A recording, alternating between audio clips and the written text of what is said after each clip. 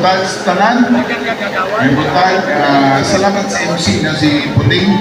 Ato mga elected officials, councilors present, Ayan Oy, Randy Ong, Derek Xiao, Ramil Burong, si Sabi Shakor, Michelle Sweet, and then si Kubo representative. Mga department heads,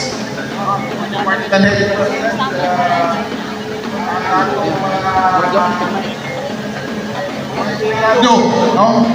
Sa list din sa GSO, no? Naka-uniform mo ang mga regular employees, mga JO employees, atong mga COS, labaw na sa atong mga kauban, no? Sa PNP, atong kauban sa BGP, atong kauban sa Bureau of Fire and Protection. Salamat kayo sa inyong pagtambong sa atong Monday flag ceremony. Congratulations sa atong mga last batch sa graduates, no? Sa mga estudyante na gikan sa Colegio de Iligan kaniadto. Congratulations. Ako magpasalamat kaninyo nga inyong yung ipursigi, no? Ang inyong pagpaskwela, and then finally karon nakuha na gyud ninyo ang inyong mga diploma, no? Para you can go steps higher, no? Pag-take sa board, and then eventually inyong mga professional career. Ako lang pong ipabot ang atong congratulations, no? Sa kaning nakita mo na ako itong post sa MSUIT ni Seth dito kalan, no, si Chancellor or Chancellor ang ilang tawag kaniya nga na mga graduates, no, nga gitawag ko gipilian or i-identify ang first generation graduates nga nakakuha og summa cum laude. 11 of our summa cum laudes are first generation graduates. Ay niya pasabutan niya ang katong mga unang generation sa pamilyang ni graduate sa college. And these 11 of these are summa cum laudes. Sakto ba, Darwin? So dako kayo ni Carbo, no, para kanako isip pamahan sa syudad. Kanatay mga, although not all of them I believe are Iliganos, but maybe a few or half of those are from Iligan. Dako kining Carbo para kanato. So nakita na ko nga gwapo siguro, Darwin, kung ma-offeran na itong opportunities, no, ang mga graduates gikan sa IT, especially ako kaya na itong ikatabang sa mga first generation graduates sa matag pamilya na naslay option na mo kuyog, no, sa gobyerno atong pagpananbisyo sa gobyerno. So ipabot lang ni kan Chancellor or panarpod ng mga batanon, no, especially those who are graduates from IIT na opportunity makatrabaho together with us. So lahit yung diferensya ng mga bagong ano kayo kanang very the way they work, mas ano din sila, mas I cannot say mas focused, but mas updated sila sa mga buluhaton, no, sa opisina nga mas mapadali nato ang trabaho nato din. Anyway, ako pong isaysay kanatong tanan, Montana lang ko, no, nabay mga kauban nato din nga wala kumuhagin drug test. Dakan pa ba? I hope na kami muabot sa inyo ang opisina. Ayaw mo ipsot, ha? Namang ko'y mga report manunggan nga usay muabot ang ikagat na team sa mga opisina na uban mga mbak kural. So I would like, ako lang isa-isa kay last week, ako mismo nag-undergo yung drug test, no, para walay ikasulti ang mga tao nga apil nga yung mayor nagpa-drug test kung saan ka uban nga gusto mag-exempted sila sa ilang mga sa inganing nga mga butang. So I hope this is very clear. Tagain mi sa mga ikadak din kung naaba mo, tagain mi report kung kinsa to na niabot ng tuig. O labaw na itong niagi ng first term na ako nga wala pagyapon ni undergo og drug test. Kaya ako mismo mo'y magpatawag, ako mismo mutanaw ni gapangihi. Kani mga taga-ikadag, ako hanggaton, kuyog mo lang CR para makita yun ninyo. Hindi, wapoy gusto mo kuyog. Anyway, so klaro tayo, no? Last week also, ibisita ta sa bagong director o regional director sa National Meat Inspection Service. Nakita, during our meeting, somehow nasabtan ako nga bukat mo na kayong role sa City Veterinarian's Office. No? Dili man na ni tiyaw-tiyaw nga ikaw ray makulagad mga iro, mga hayop, dili mo na ingana. Ang atong trabaho more on sa pag-regulate, di ba? Sa mga unsay mga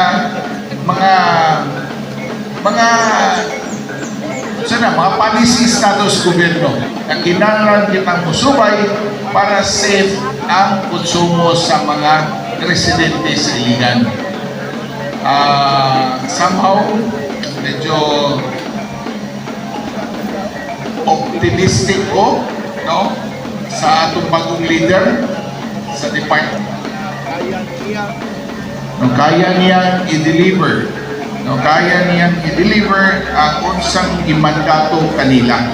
So, the rest, then we have to wait for it, no, kung unsay may tabo nini. No? Ang pinaka-importante, kinanglan ang mga ang atong produkto, no, especially gikan sa slaughterhouse, kinanglan limpyo, luwas, di kalidad na karne alang sa tanan lumulupyo din sa tuwa. So, well, kita nausap ang padayon ng pagbalikod sa compliance, no, sa national standards, isip kabahin sa pagmintinar sa taas ng kalidad sa serbisyo sa mga sukdanan. So, part of this, kinanglan po nila to achieve the coveted prize and seal of good local governance. So, ako lang ihanggat or ihagit ang atong bagong department na kaya niya, I'm sure kaya ni mo, rest assured that kita naging atong suporta kanimo atong yung siguraduon nga kung sa mga niagulang sa inyong opisina atong mahatag kung atong masuporta kanimo. For the information of everyone, na po 100 ka housing units, no, 100 ka units ubos sa CSAP or kaning tawag og Shelter Assistance Program.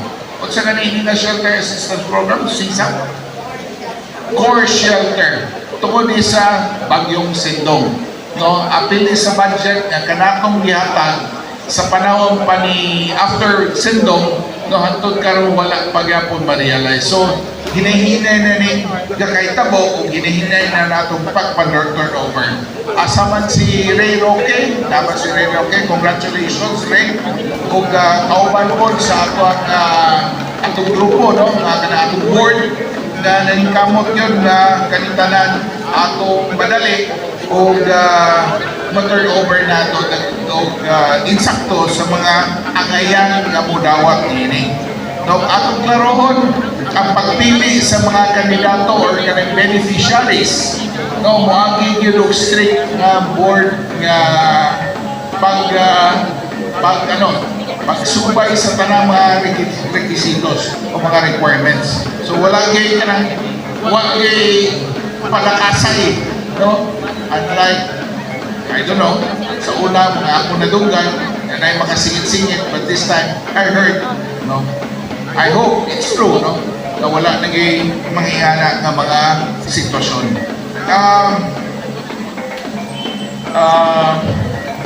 We welcome po na ako ang bagong in-charge or OIC sa Sentro Iligan na si Mr. Noe Kalipusan. Dili ni siya sa I-Sentro, ha, atong laruhon.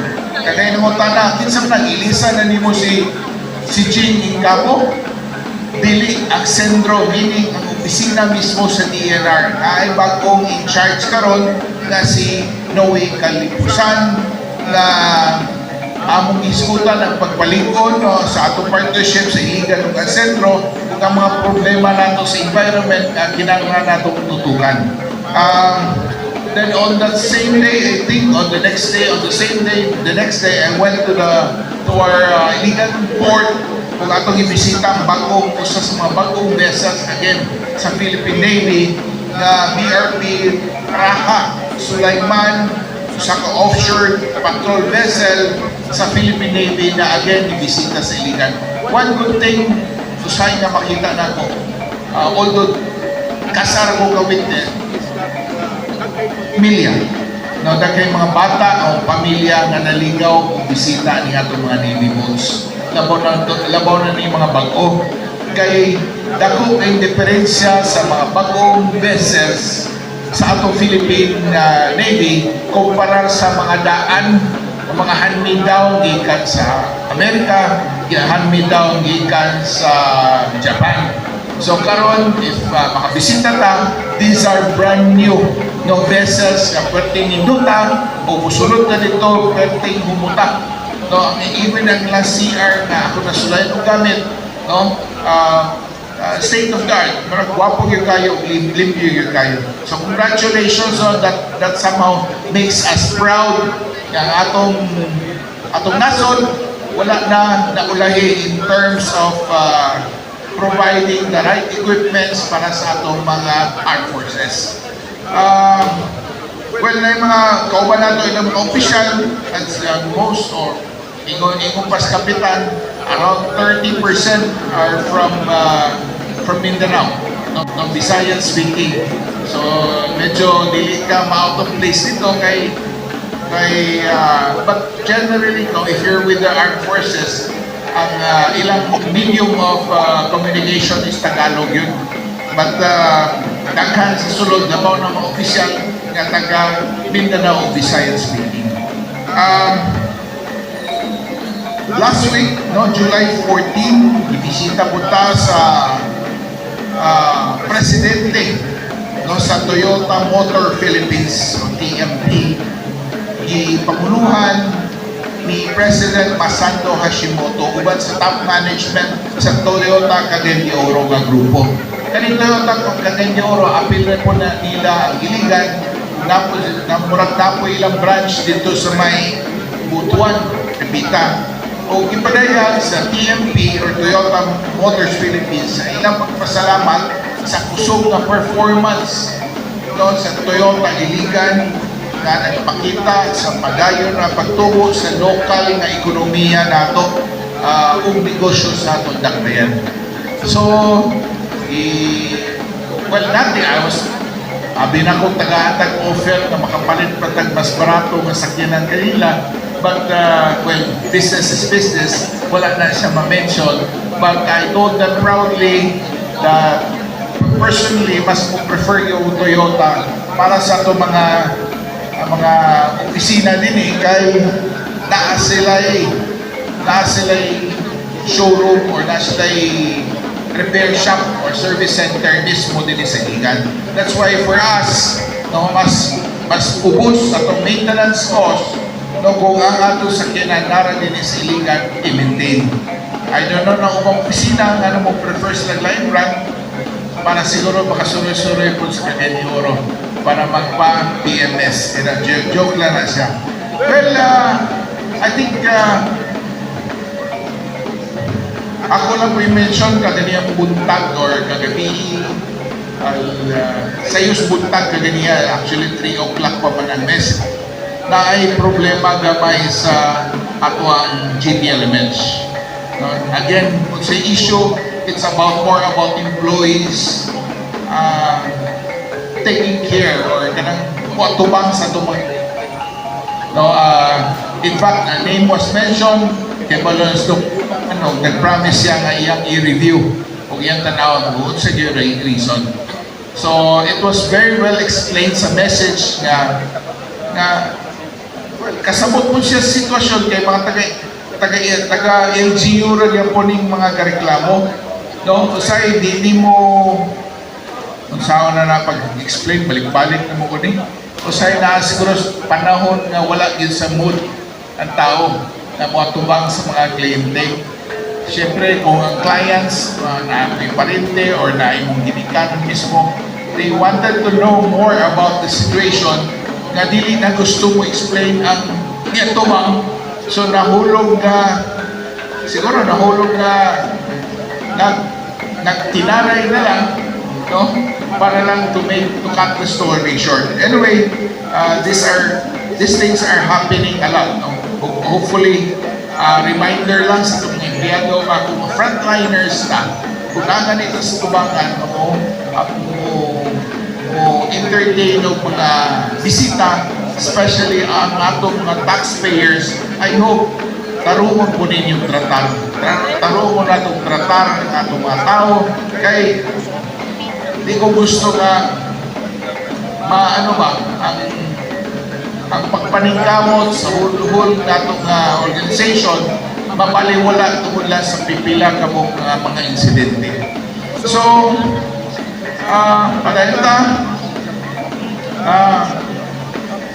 this is good news actually. Ibisita po ng Pilmico kanato last week. Kung first time ni siya naitabo siligan na naka-harvest of 25 metric tons na mais, no? Ang atong mga farmers, gikas Mandolog, gikas Dikilaan, kung kanitanan ilang di-deliver sa Pilmico. Talibay ang Pilmico kay at least para sa ila, successful ang atong introduction sa yellow corn. No? Hindi sa atua o nakahatag o kadasig sa atong mga farmers na mo padayon sa ilang tinguha. No? Tayo 25 metric tons gikan sa Iligan Agriculture Cooperative nga i-deliver nga sa Pilmico usa ni ka milestone sa agrikultura dinhi sa Kakbayan sa Iligan. Kabayan ka din sa gitawag nilang Project SEP na tumong pagpalapad sa yellow corn production o collective marketing sa atong syudad. So, gisukutan usab ang plano nga pagtukod no sa chicken dressing plant din sa Iligan nga gilauman po nila nga makapalikon sa local na poultry industry o makamuna o dugang trabaho o makapauswag sa food security din kapita. So, in short, Agnes, Pilmico is leaning or kanang happy or they're looking forward sa dressing plant na Porpon might be managed by the ENMO. Okay? So, mangutana ko ninyo, ni kusog na ba ang Globe Philippines din sa ilang signal din sa ato ang LGU sa Sikyon? Wala ba? Okay, ingon sila, nag-upgrade na daw sila. No? Nibisita sila sa kuha itong the other day, nag-ingon sila nga i-upgrade na daw sila sa ilang network. Itawag nila ni Network Modernization Projects o Digital Solutions no? Alang sa atong dakbayan. Ingon ko mismo, ditubag ko mismo nga ako mismo wapakay ko kabati og improvement. But they said, siguro gradually, no? Improve o hopefully they're trying to catch up Kay to be honest, ang Globe medyo nabilin o nabiyaan, dinisiligan, kaya nalupigan sila sa Smart. But mabatayin ninyo ang Smart na medyo loaded na po kayo, no? Hinay na po ng ilang signal, doon kayo daghan may ni-migrate o nipalit sa Smart. That's why, ano yung mga problema. O nagpaibalo na ang Globe na ang ilang signals karon labaw na sa mga Android, na mga phones, kung wato ka sa mga barangays na walay tore or walay tower, nana sila direct sa satellite or link up with Starlink. I don't know kung nakapatikod mo na o na ilang ingon na nana daw sila ingana nga programa, ingana nga services. So, ako kibalo kay dili mo ko Android user, kung wala ko kabot sa area, well, dito ko sa mainit, pero ano mo ko kaning Apple user, so dili siya compatible sa karon. So sa mga Android users, kung naa na magaling, kung inyo na magaling ng batian, well, I also would like to hear from you kung sa kinesa tinuod ba gining-dili.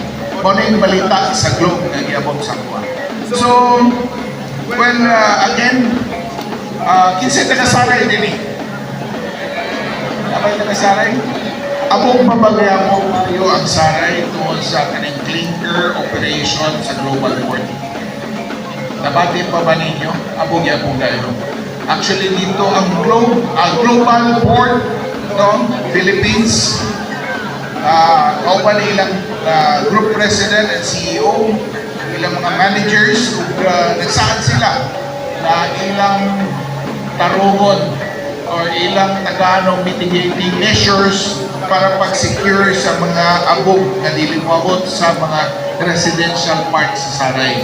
In fact, akong immediately after our meeting, ako silang gipo-contact sa chairman sa Committee on Health na si Jocelyn Bastatas, no? Ug nag-meeting sila together with former kapitan nga si James Alboro nga mismong aktibo kayo nga si paabot sa mensahe din sa kuha. Kaya affected mo kung kayong tibok barangay. No, I heard na moabot ganin ni Santiago, pero ang Saray mo'y affected kayo kay naradyo sa Luyo. No, naradyo sa Luyo dahil ang pagbuga sa hangin, taingon diyan sa mga residente. So, dili mo ko ni siya safe kay ano na sila coal, no, maning igamit sa mga planta, sa wholesale, sa Republic Cement para sa ilang pagpadagan sa ilang mga sitaw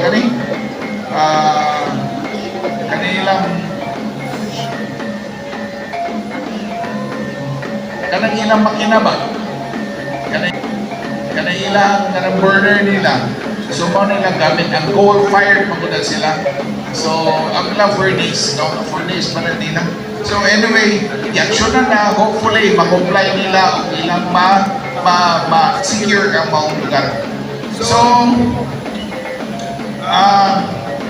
well, may mga napangahida mo, di lang na ako i-mention tanan, kay taas-taas na, nagsabot mo kung didini na kung salay kinanglan isulti ba? Kaya usay makita na nimos daw sa mga naadini, makita ninyo nga mismo kay si Mila Rodrigo nga guba ng naong kung sa nakakaraang sa guba sa init. Di ba? So, kinala na ginatong utangon. At ganahan po ano para ma-shorten na ito itong mensahe. It's around 10 minutes before 9. So again, magpasalamat po sa inyong tanan, no, kamuktanan sa inyong pag-revision, inyong pagpanigamot para sa tagsa-tagsa na itong department. I hope magpadayon kini, no, ang inyong suporta o atong kinasing-kasing na pagtrabaho. No, kaning pagtrabaho sa gobyerno, ako lang yung klaro ha. Di very katumod. Privilege ba ni siya? No, privilege na yung anata din. So let's not take this for granted. Dili na ito pasagdan. Kay kwartan mo ni tao, nag-isuldo ka na ito. Di ba? Kwartan ni tao, nag-isuldo ka na ito. So I hope atong maningkamot ta, Kung naman ka trabaho nga nabilin pa niya sa imong table na nangadlawa, kung kaya pa gani nato tiwason, tiwasa. Ayaw na pa umai. No? Pag tinabangay ka, ay kung maghiusan kitang tanan, pag tinabangay ka, makita na nato ang results in the future. No? I hope ma-improve nato ang sistema nato din sa LGU para po improve ang services nato. Makita na nato, I promise you. Kung kitang tanan, manikamot, kitang tanan, maghiusa, mo trabaho, then makita nato ang epekto niya na sa ato ang mga katawan sa community o sa tibok Iligan. So again, thank you very much sa inyong tanan. No? Ako lang po nang ipabalik o address na sa mga JOs na itong empleyado. Ayaw mo mag-goal kung JO mo.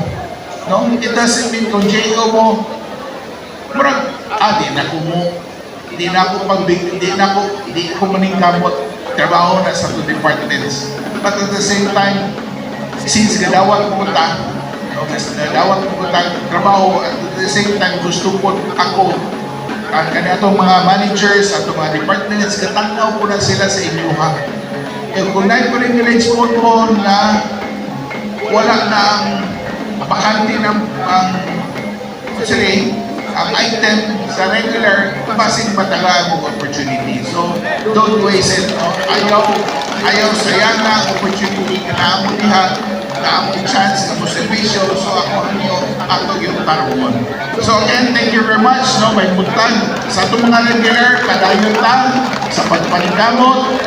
And again, to the department heads, atong stricto ng itong IPCR. IPCR, please. Katong dili productive, ang dili ka perform, tanaw na to kung ang iyan nila. No? Let's be firm, let's work together para naman po ni sa sila. Salamat, may buntag, padayon, asenso, Iligan.